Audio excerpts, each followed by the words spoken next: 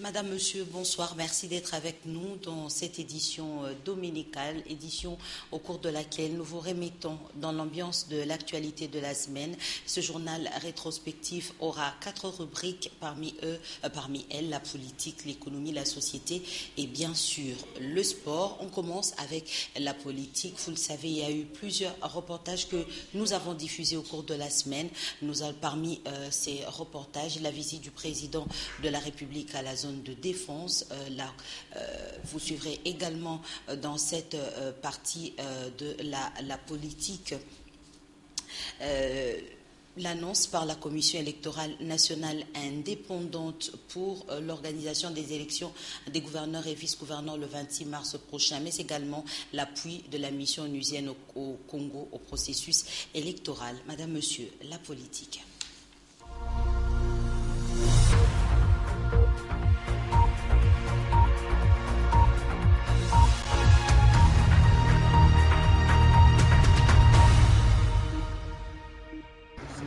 À l'occasion de la commémoration des 24 ans des martyrs de la démocratie, le 16 février 1992, journée de la marche des chrétiens, l'opposition politique dans toutes ses composantes exhorte la population congolaise à passer la dite journée dans la méditation.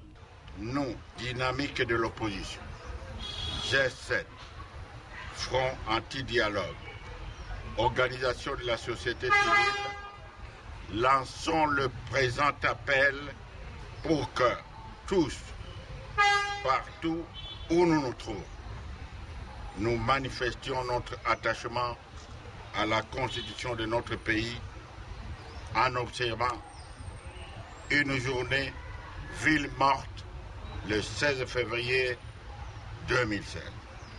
Pour eux, cet appel poursuit un certain nombre d'objectifs, notamment honorer la mémoire de nos citoyens victimes de la barbarie du 16 février 1992. Rappeler à M. Joseph Kabila qu'il est le garant de notre Constitution et qu'il est de ce fait tenu à la respecter, dire non au 3e mandat, dire oui à l'organisation de l'élection présidentielle dans les délais constitutionnels. À titre de rappel, le 16 février 1992, plus de 2 millions de femmes et d'hommes avaient pris le courage de marcher avec détermination pour réclamer la réouverture de la conférence nationale souveraine, espoir pour l'instauration de la démocratie et d'un état de droit. Ils avaient obtenu gain de cause car l'interdiction de ces assises avait été levée et ces travaux se sont poursuivis normalement. Pour ou contre les consultations entamées par Eden Kojo, la dynamique de l'opposition ne soutient pas cette démarche qu'elle qualifie de non-sens. La position de la dynamique qui consiste à ne pas participer au dialogue, parce que pour la dynamique, ce dialogue est inopportun et sans objet. Quelles sont alors les voies de sortie de cette crise ? Je pense que M. Dem Kojo a pu se rendre compte que le peuple congolais ne veut pas du dialogue, mais plutôt ce peuple veut aller aux élections en 2016. Alors je voudrais vraiment demander à M. Dem Kojo de tout mettre en œuvre pour qu'il puisse convaincre et la CENI et le gouvernement qu'on ait des élections cette année. Il doit se rendre compte que le dialogue a du plomb dans l'aile, que ce dialogue est inopportun et sans objet. Je ne vois pas comment aujourd'hui M. Eden Kojo peut arriver à un dialogue inclusif alors que la dynamique n'en veut pas, alors que le G7 n'en veut pas, alors que l'UDPS n'en veut pas, à moins que M. Eden Kojo puisse assister à un monologue politique de la majorité présidentielle, ce qui serait inopérant et sans objet pour le peuple congolais. Cette position prise par la dynamique de l'opposition présage des jours difficiles pour la RDC. La CENI a publié mercredi 10 février le calendrier pour l'élection de gouverneurs et vice-gouverneurs dans les 21 provinces nouvellement installées. La réaction de la majorité. Nous saluons d'abord cette initiative de la part de la Commission électorale nationale indépendante qui en fait vient ici couper court à toutes les spéculations de son inféodation par le pouvoir politique. Et l'objectif étant pour elle d'organiser les choses et de remettre le cycle de démocratie sur les rails électoraux. Et à l'opposition, quelques acteurs estiment que c'est un non-événement. Ce qui vient de se passer, c'est ce qu'on appelle trompe-l'œil. Faire semblant de faire quelque chose. Nous continuons à attendre pied ferme l'élection présidentielle.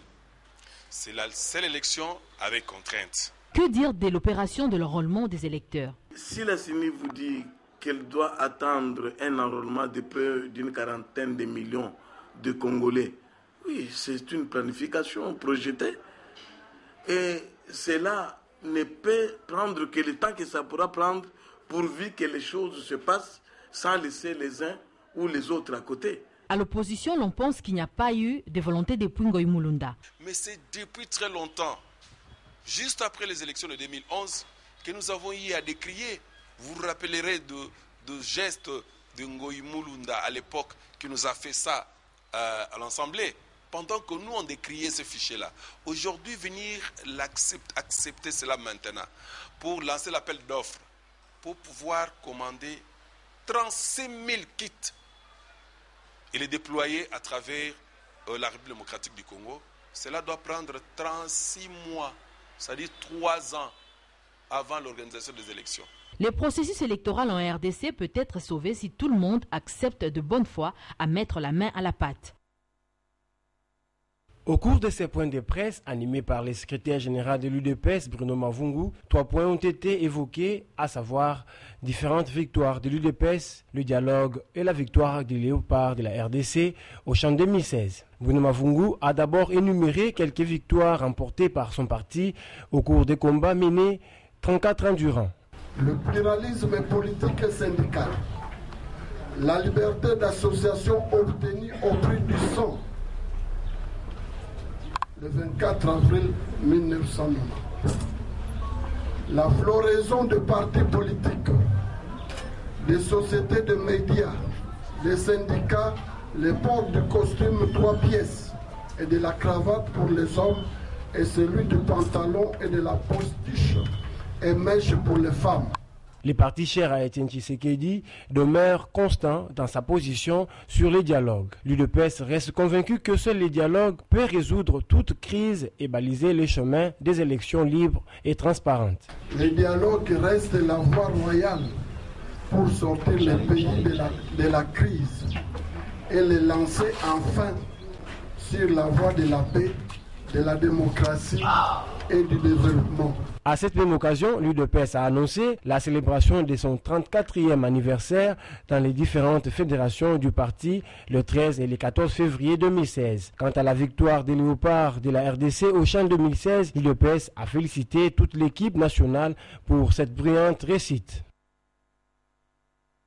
Après ce que l'on peut qualifier d'échec à Bruxelles entre Tshisekedi Mulumba et les facilitateurs togolais Edem Kodjo est à nouveau de retour à Kinshasa. Sur place, les diplomates désignés par l'Union africaine continuent de consulter alors que pour enfoncer le clou, la Ligue des jeunes de l'UDPS déclare aussi que son travail fait lasser les acteurs. Comme Tshisekedi lui-même, Clément Barouti, président de la Ligue des jeunes de l'UDPS, martèle que ce parti attend le dialogue qui sera convoqué par les Nations Unies et non celui annoncé par le président congolais Joseph Kabila. Nous sommes surpris de le voir ici. En tout cas, ce qu'il fait là, nous savons qu'il connaît déjà la position de l'UDPS.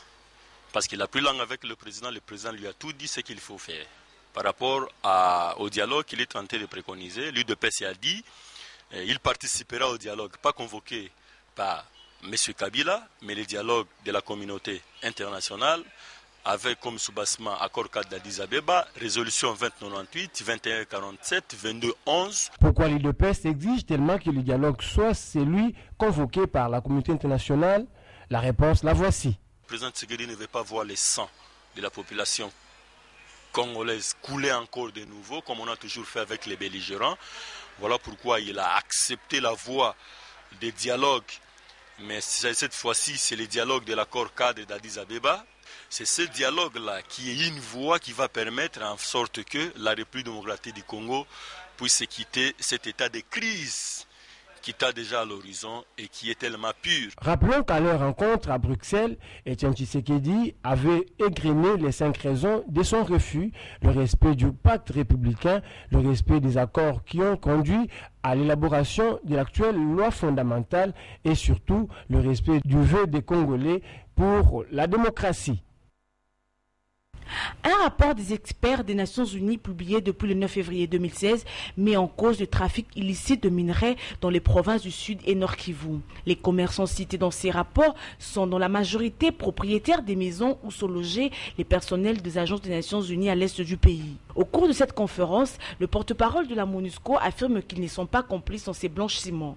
Cette affaire est suivie de près par l'administration de la MONUSCO. Notre volonté à mettre un terme à cet état de fait est tout à fait marquée, parce que Florence l'a rappelé tout à l'heure, je pense qu'il y a bien une agence qui n'était peut-être pas au courant de toutes ces informations, mais une fois qu'on les a touchées, tout de suite des mesures énergiques ont été prises sur le champ. Ceci, je pense, est une indication claire justement de la volonté des Nations Unies de manière très globale à ne pas tomber dans ce cas de figure. Au chapitre des élections, la MONUSCO s'est dit prête à apporter ses bons offices dans l'organisation des élections de gouverneurs et vice-gouverneurs pour laquelle la CENI s'apprête à publier un calendrier. Du temps, on n'en a plus. Et qu'il faut évidemment que la CENI s'engage très rapidement dans le processus électoral, notamment la révision du fichier électoral qui pose problème. Actualité oblige, l'ensemble du personnel et le chef de la MONUSCO, Maman Sidikou, félicite les léopards de la RDC pour leur belle victoire les dimanches derniers. Champion à la 4e édition du Chan Rwanda 2016. Le chef de l'État, Joseph Kabila, commandant suprême des FARDC de la police nationale congolaise, a été accueilli par les commandants de cette unité, le général-major Ami Sikumba Gabriel et ses adjoints, ainsi que plusieurs officiers. Dans la suite du chef de l'État, l'on pouvait noter la présence du Premier ministre Matata Mponyo et quelques membres de son gouvernement, ainsi que le chef d'état-major général des FARDC, Didier Etumba Longila. Au cours de cette visite guidée, le chef de l'État Kabila a commencé par le bâtiment administratif, ensuite les différentes salles et bureaux de cette unité, notamment le bureau du commandant de la première zone de défense, celui du chef d'état-major, la salle des réunions, les messes des officiers et le poste de santé. Le commandant suprême des FARDC a également visité les sites où sera érigé le collège des hautes études stratégiques militaires dont les travaux ont débuté le 3 février 2016. Très satisfait par les travaux abattus, le chef de l'État a clôturé son passage par une photo des familles. Pour rappel, c'est le vendredi 29 janvier dernier qu'a eu lieu l'inauguration officielle du quartier général de cette unité par le ministre de la Défense, Atamatabe. En économie, la République démocratique du Congo ne modifiera pas son code minier, du moins pour le moment, affirmation du ministre des Mines, Martin Kabweloulou, en marge du forum d'Indaba qui s'est tenu en Afrique du Sud. Les explications dans ce reportage sont de Domomat.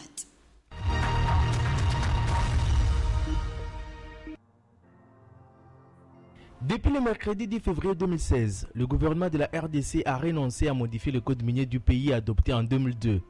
L'annonce faite par les autorités de Kinshasa en marge du forum Mining Indaba a été applaudie par la Chambre des mines de la RDC. En effet, c'est depuis plus d'une année que l'industrie minière du pays s'est fortement mobilisée pour faire échec à cette révision qui prévoyait une hausse des taxes et royalties ainsi que le renforcement des obligations d'emploi local et des transformations sur place.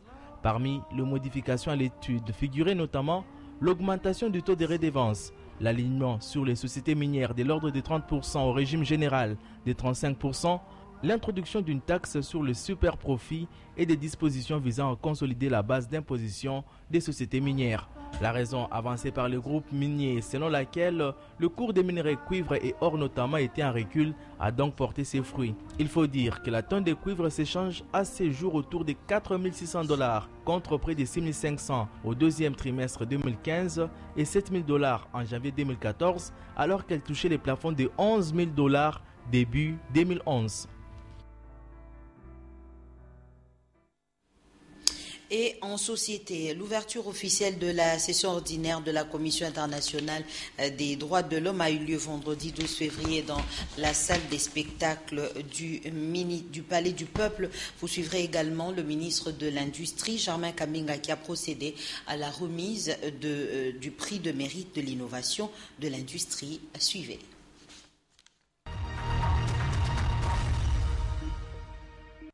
Ce prix a été initié pour assurer la promotion et l'encadrement des produits industriels dans le cadre de la campagne Made in Congo. Au total, 20 lauréats ont été primés dans différents secteurs industriels.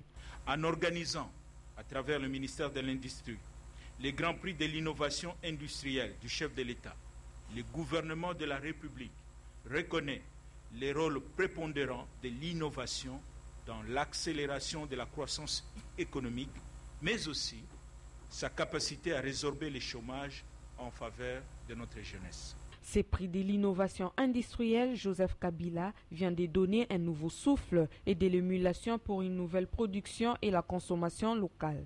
L'organisation du Grand Prix de l'innovation industrielle s'insère donc pleinement dans cette vision et affiche comme ambition de susciter une transformation économique et technologique majeure au niveau national et contribuer à l'accélération du rythme de croissance en vue d'une prospérité partagée et conforter un avantage concurrentiel du secteur industriel national.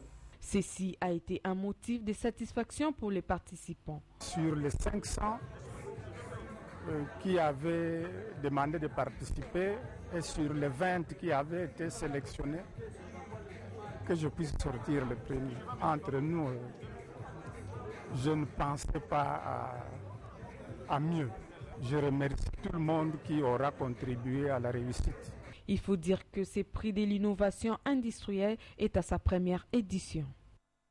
Les officiels, membres du gouvernement et activistes de la société civile ont répondu présents à la cérémonie solennelle de l'ouverture de la session ordinaire de la Commission nationale des droits de l'homme. Cette institution d'appui à la démocratie promet d'assurer la protection et la promotion des droits de l'homme et d'enquêter sur toutes sortes de violations des droits de l'homme en RDC. Le président de la CNDH a dit souscrire au dialogue pour la paix et la sécurité en RDC.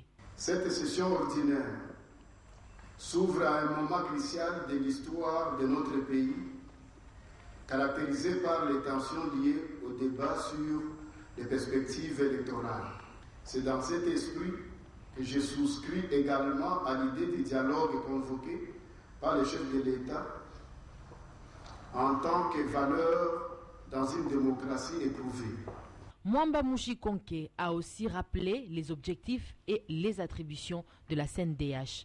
Nous sommes appelés à traiter des dossiers sur le cas de violation des droits de l'homme, ce qui nécessite un bâtiment vraiment autonome, là où on peut évoluer et en fait de remplir notre mission.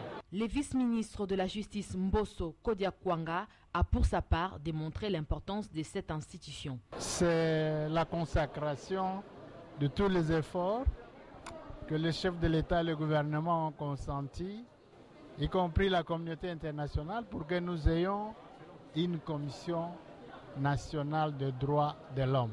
Signalons que l'Assemblée plénière de la CNDH se réunira 2 fois par an, en février et au mois d'août.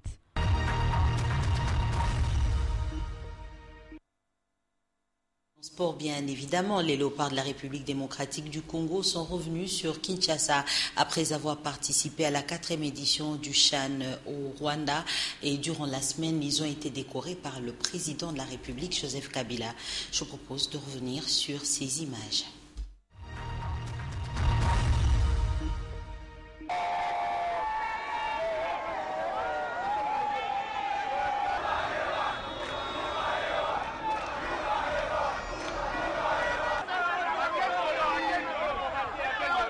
Les léopards de la RD Congo sont revenus par le vol du Congo Airways ce lundi 8 février 2016 à l'aéroport international d'Njili, avec les trophées des champions de la 4e édition du championnat d'Afrique des Nations CHAN Rwanda 2016.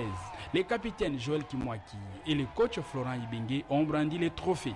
Question de témoigner leur affection au peuple congolais.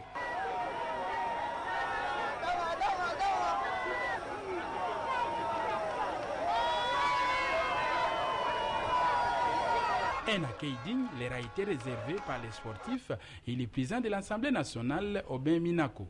L'ambiance est à son comble au salon d'honneur de l'aéroport d'Ndjili.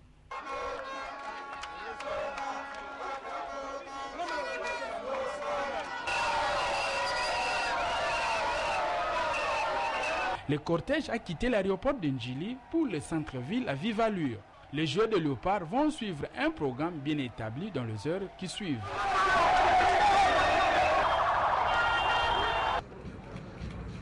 C'est à 12h20, heure de Kinshasa, que le chef de l'État de la République démocratique du Congo, Joseph Kabila, est arrivé au Palais de la Nation, lieu de la cérémonie des décorations des léopards vainqueurs du CHAN Rwanda 2016. Joseph Kabila a déclaré haut et fort que ces sacres africains est les fruits de plusieurs sacrifices. Puisse donc cette coupe servir de ferment de la paix et de la stabilité de notre pays.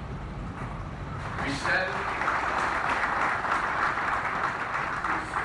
raviver à nos cœurs la flamme de l'unité et de la cohésion nationale. Et en vertu du pouvoir qui nous sont conférés, nous faisons chevalier de l'ordre national des héros nationaux, Kabila Lumumba. Toutes nos sincères félicitations. Le ministre des Sports, Denis Combay, a pour sa part formulé quelques recommandations au gouvernement congolais. 10 disciplines sportives.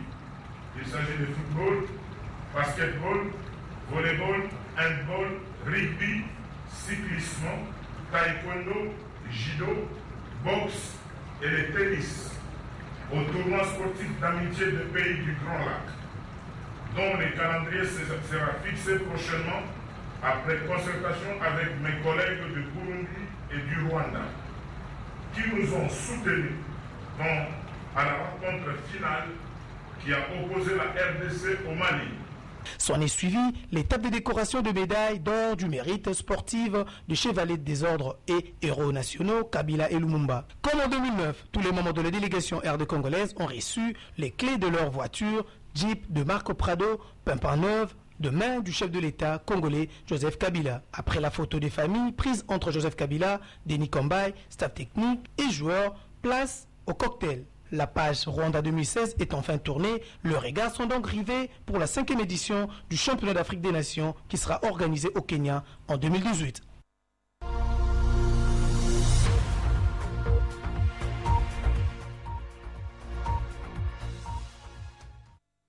Et on espère que les léopards nous feront une fois de plus plaisir l'année prochaine. L'actualité ce dimanche, c'est que Martin Fayoulou, président de l'ESID, a été entendu et interpellé dans l'après-midi de ce dimanche 14 février par un magistrat au siège de son parti. Cette interpellation est la conséquence de l'incitation à la population à la ville morte prévue ce mardi 16 février. Et dans l'actualité ce dimanche également 14 février, vous le savez qu'à l'échelle internationale, on célèbre la Saint-Valentin, journée des amoureux. À Kinshasa, cette journée a été célébrée froidement ou timidement, contrairement aux habitudes. Et du moins, nous souhaitons à tous les amoureux de Kinshasa et de tous ceux qui nous suivent de par le monde, bonne fête des amoureux, madame, monsieur. Et c'est par ici que nous mettons un terme à ce journal dominical. Merci à vous tous qui nous avez suivis. Merci à Magali Sissi, chef d'édition. Demain à 7h30, 10h, 12h, vous retrouverez Africa Mujinga. À 16h, le journal en lingala vous sera présenté par Sylvain Kapombobo Sengele. À 19h, je serai remplacé par Alain Kuka. Entre-temps, restez branchés sur Antenne pour la suite de nos programmes et bonsoir chez vous.